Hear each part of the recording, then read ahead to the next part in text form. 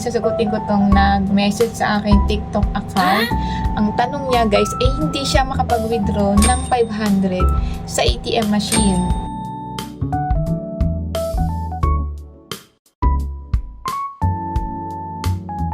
So, pakita ko sa inyo guys na pwedeng po kayo makapag-withdraw ng 200, 300, 400 sa ATM machine. So, ganito lang yung ginawa ko guys. Sundan nyo na lang kung paano ako nakapag-withdraw sa halagang 400 NT. So, keep on watching. Yun, so guys, nandito na nga ako sa ATM machine at ipapakita ko nga sa inyo paano ba ako nakakapag-withdraw dito. Kahit 200, 400 ay pwede po. Yun, so guys, i-click nyo lang itong language para mag-translate po siya sa English version at i-click nyo lang itong withdrawal.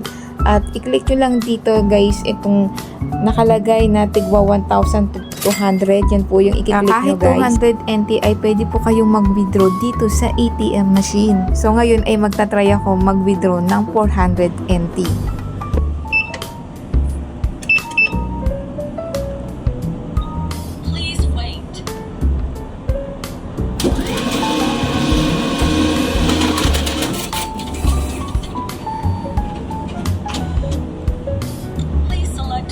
Option.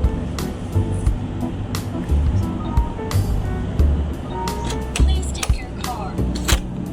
Please take your cash. Kasi nakapag-withdraw ko ng halagang 400 NT, gamit ko lang ang ATM Visa card ng Post Office at itong machine ay dito lang sa CTBC Bank. Yun lang, thank you for watching. Bye guys!